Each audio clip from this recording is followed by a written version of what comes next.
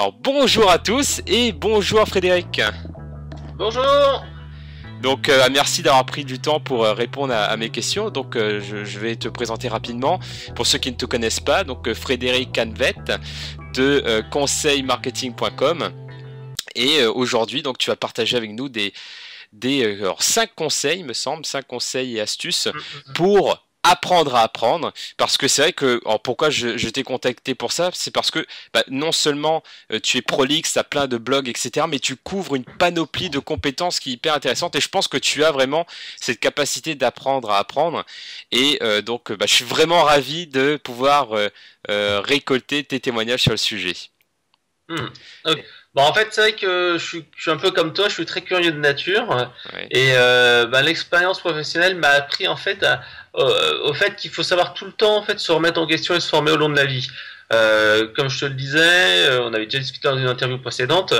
En l'an 2000, en fait, j'ai travaillé dans une start-up web. On était vraiment à la pointe de la technologie. À l'époque, on était en train de concurrencer Rue de Commerce. Bon, malheureusement, c'est eux qui ont finalement gagné, mais c'est pour te dire qu'on était vraiment dans les meilleurs. J'ai intégré ensuite une entreprise. Et là, j'étais au top encore. Enfin, à cette époque-là, j'étais encore au top d'e-marketing.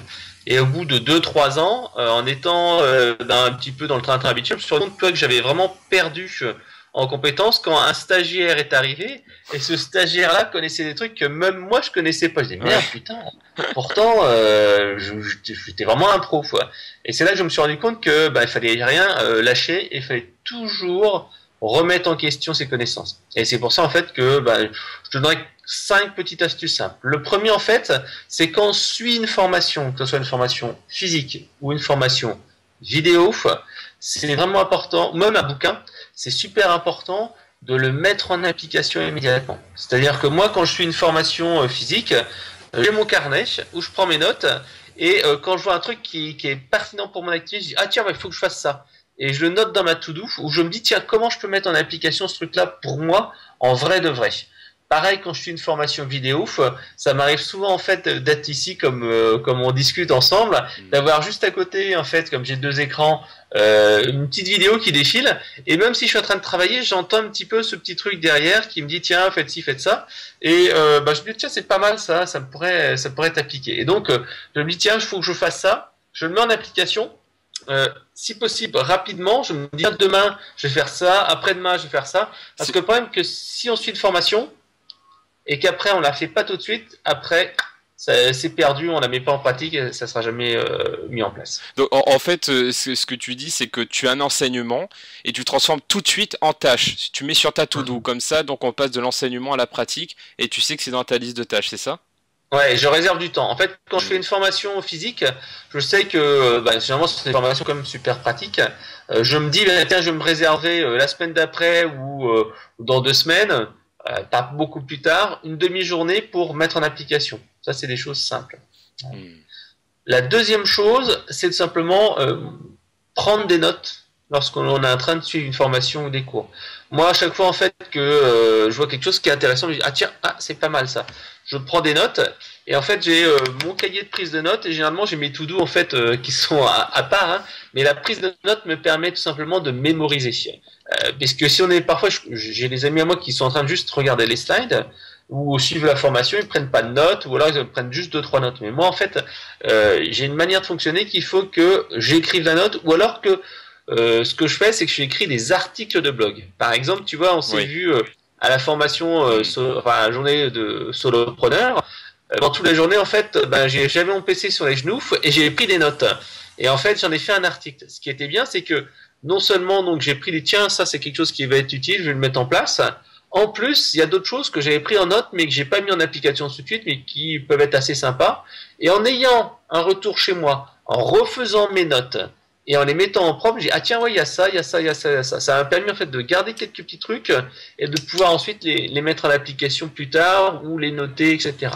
Donc je vous invite à chaque fois à tenir un blog, bien entendu, si vous voulez, ou alors prendre des notes sur un papier, ce qui vous permet après de structurer et de mieux vous adapter, et surtout mieux en fait penser aux bénéfices et à ce que vous avez appris lors de la formation. C'est pas juste des slides, c'est pas juste un document qu'on récupère après. On prend des notes, on les met en application, et tout de suite, là, c'est vachement plus efficace.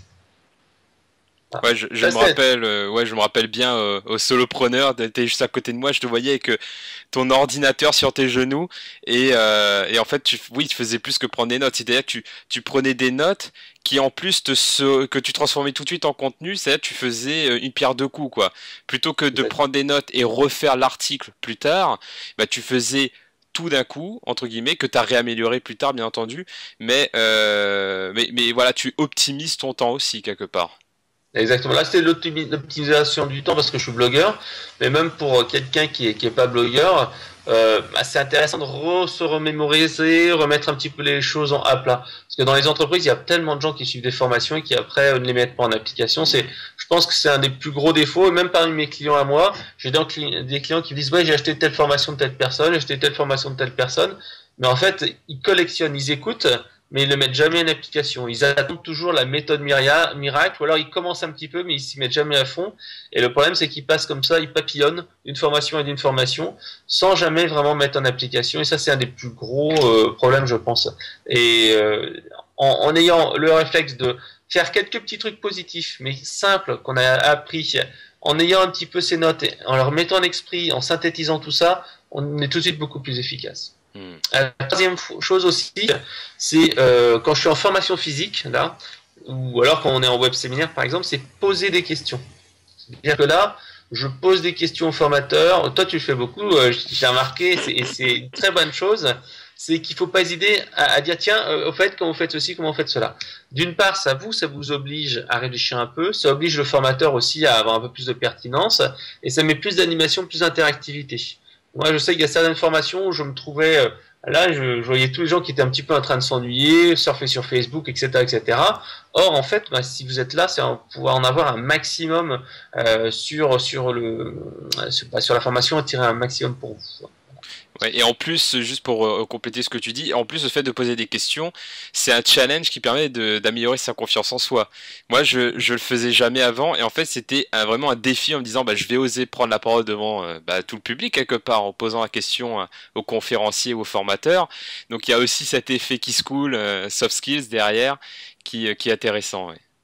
Ah ouais, tout à fait. Et ça permet de dire, ok, est-ce que j'ai bien compris, si je le mets en application là-dessus. Alors, faut pas le faire souvent parce qu'à la fin, ça ralentit un rythme de formation, mais ça permet au moins de montrer que vous êtes bon. Je te donnerai un exemple. J'ai une de mes collègues, comme ça, qui a suivi une formation web marketing, et en posant des questions, en étant vraiment impliqué, finalement, il y avait une des personnes qui était un directeur marketing dans une boîte, et ben en fait, il a dit, waouh, cette fille, elle est vachement intelligente, elle a tout compris, et finalement, elle a été embauchée il y a 2 mois, quoi. Waouh. Donc ça veut dire que se faire remarquer, c'est bon pour soi, c'est bon pour les autres aussi. Ouais. Voilà, sa carrière. Alors le quatrième point qui est important, c'est aussi savoir s'auto-former. J'ai parlé beaucoup jusqu'à présent de formation vidéo, de bouquins, etc. Moi, par exemple, j'ai toujours des bouquins en fait sur moi. C'est-à-dire que tiens, je vais essayer de ressortir celui qui est dans ma poche. Voilà, il est là. Parce qu'en fait, à chaque fois, en fait, là, je fais. Par exemple, ici, c'est le réseau social, la boîte outils réseaux sociaux de Cyril Dlatic. Oui. Donc, en fait, ce que je fais, c'est que j'ai toujours dans mon blouson, là, il n'y a pas de blouson, donc c'est dans mon sac à dos que je le mets. Donc, je mets toujours, en fait, un bouquin, parce que, ben, des fois, on n'a pas Internet, on ne va pas lire ses mails. Ben, c'est quand même intéressant d'avoir un bouquin pour un petit peu s'auto-former. Donc, s'auto-former avec un livre qu'on a tout le temps chez soi. La deuxième chose, écouter des vidéos YouTube. Il y en a énormément. Moi, je suis un gros amateur de vidéos YouTube. Alors, pour travailler efficacement, il ne faut pas faire 36 choses à la fois. Hein. Mais parfois, bon, quand je suis en train de faire des tâches assez simples, je mets une petite vidéo ou une petite vidéo de formation sur mon deuxième écran en fond. Et comme ça me permet en fait d'avoir des infos. Par exemple, je suis un gros amateur de tout ce qui est stratégie militaire et son application au marketing souvent. Et donc en fait, tu vois beaucoup de trucs comme beaucoup de vidéos sur les stratégies militaires ou sur l'histoire aussi. Tu dis tiens, comment je pourrais aussi le mettre en application pour moi? Ça c'était une stratégie intéressante, etc. Donc les vidéos YouTube, il y a énormément de choses qu'on peut récupérer en gratuit. Si on parle anglais, bien entendu, on va pouvoir avoir beaucoup de choses. On peut également, moi ce que je fais beaucoup, c'est des podcasts. C'est-à-dire que j'ai mon iPhone ici, voilà, que j'ai ici. Et donc, en fait, j'ai des podcasts. Alors, j'ai la moitié de podcasts, la moitié à peu près de musique. Et en fait, ça me permet parfois d'écouter comme ça des petits bouts de formation. Alors, je te dirais qu'il faut se détendre. Parfois, il faut décrocher, il faut écouter plutôt de la musique. Mais c'est quand même intéressant de temps en temps. Moi, je me retrouve dans le métro, puis j'écoute un truc qui me dit ah tiens, c'est vrai que c'est pas bête. Et ça me permet de mettre un peu à niveau, de manière simple, sans me prendre la tête. Alors des fois, je passe et je mets de la musique. Hein. Mais par exemple, tu peux aller sur SoundCloud, tu peux aller sur Audioboo, tu peux même aller sur les blogs de certains blogueurs, et tu peux récupérer en fait comme ça les podcasts. C'est même une technique de génération de trafic utilisée par certaines personnes. Donc ça peut être intéressant d'avoir ce petit podcast qu'on écoute tranquillement.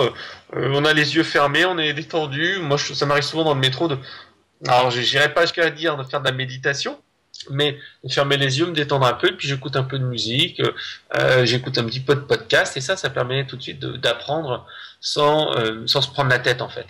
Et en plus, si on passe régulièrement comme ça des vidéos, bah, ça permet un peu d'avoir une mémorisation via la répétition.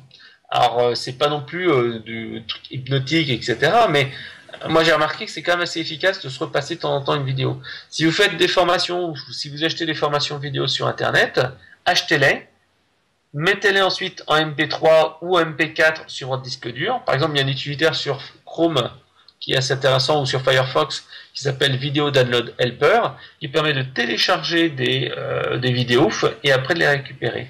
Et avec ça, hop, vous êtes tranquille, vous avez la possibilité d'écouter vos vidéos tranquillement dans la voiture, dans les transports en commun, etc. Et en ça, plus, c'est le quatrième.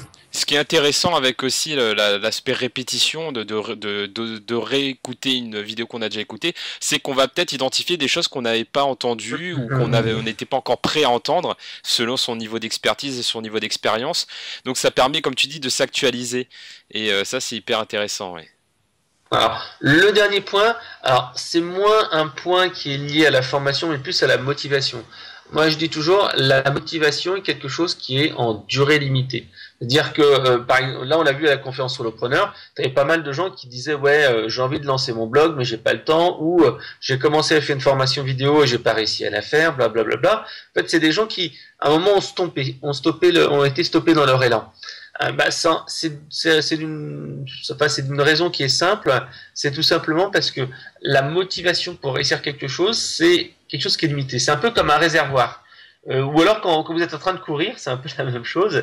Si vous êtes en train de courir, vous savez que au bout d'un moment, vous allez fatiguer, hop, vous allez vous arrêter et vous allez devoir vous reposer et repartir. Bah, la motivation, c'est pareil. C'est comme si on courait un marathon. Donc en fait, il faut essayer de réserver ses efforts pour en fait aller le plus loin possible dans son projet. Essayer de ne pas s'épuiser pour rien. Alors par exemple, lorsque on a appris quelque chose lors d'une formation, c'est dire bah, tiens, ça va être pratique, ça va être intéressant pour moi. Donc on se réserve du temps, etc. Donc on a du temps dans son agenda. Mais c'est important de se dire quel va être le bénéfice pour moi. Et un des meilleurs moyens de se motiver à faire quelque chose et à maintenir ce fameux niveau de motivation, ce petit réservoir, c'est d'utiliser le pouvoir de la visualisation. C'est-à-dire qu'en fait, vous allez visualiser les bénéfices que ça va apporter. Moi, je le fais souvent. Par exemple, quand j'ai un gros projet dans une année et que je sais que c'est super important, bah, je mets en fait sur un PowerPoint le bénéfice que je veux atteindre. Par exemple, à un moment donné, bah, je voulais m'acheter un appareil photo. Bah, là, j'ai à côté de moi. Je voulais m'acheter un appareil réflexe. Ça coûte dans les un peu plus de 1000 euros. Et je disais, bah tiens, ça, je veux le faire. Ou je veux partir en vacances à tel endroit. Donc en fait, je savais que j'avais un objectif à faire. Et comme je disais, la motivation, au bout d'un moment, quand on ne voit pas tout de suite les résultats, bah, ça baisse. Et puis on est démoralisé, on met de côté. Et puis bon, on n'y revient que plus tard. Donc pour garder à un niveau important cette motivation, visualiser régulièrement les photos de ses objectifs. Par exemple, moi, c'était l'appareil photo, c'était la destination de vacances, c'était un petit cadeau, etc., etc. Bah, cette chose-là qu'on garde en visualisation et qu'on voit sur PowerPoint une fois par jour, une fois tous les 2-3 jours. Vous faites ça, par exemple, le matin avant de bosser, le soir en rentrant du boulot quand vous avez votre travail personnel à faire. Ça va vous donner un coup de boost, ça va remettre un petit peu à niveau votre motivation. Et là, vous allez dire, ok, ben j'y vais pour ça. C'est ça qui va me motiver. Donc ça, c'est quelque chose qui va imposer et va vous motiver à mettre en place vos projets. Ouais, super important pour apprendre parce que c'est vrai que des fois on en a marre d'apprendre, hein, on a envie de passer à autre chose, mais c'est dans ces moments-là qu'on atteint le fameux seuil qui nous fait passer au niveau supérieur. Donc oui, très important de faire attention à sa jauge de motivation. Donc bah merci beaucoup Frédéric, hein, donc 5 super conseils. Donc pour aller plus loin, bah, vous pouvez continuer à suivre Frédéric sur conseilmarketing.com. Donc conseil au pluriel et en un seul mot. Et sinon, pour aller plus loin sur apprendre à apprendre, donc je vous conseille de vous inscrire sur la-semaine.com parce que en fin mai, donc le 28, 27 et 28 mai, il y aura des webconférences en direct où vous pourrez aller plus loin donc sur les techniques pour apprendre à apprendre. Donc ce sont des conférences en direct avec d'autres speakers sur le sujet, et en attendant bah, vous pouvez continuer à discuter avec Frédéric, hein, en commentant la vidéo si vous le souhaitez. Donc bah, merci encore Frédéric, merci à vous d'avoir suivi d'avoir suivi cette vidéo jusqu'au bout, et surtout bah, mettez en application ce que vous venez d'apprendre. Allez, à bientôt. Au revoir.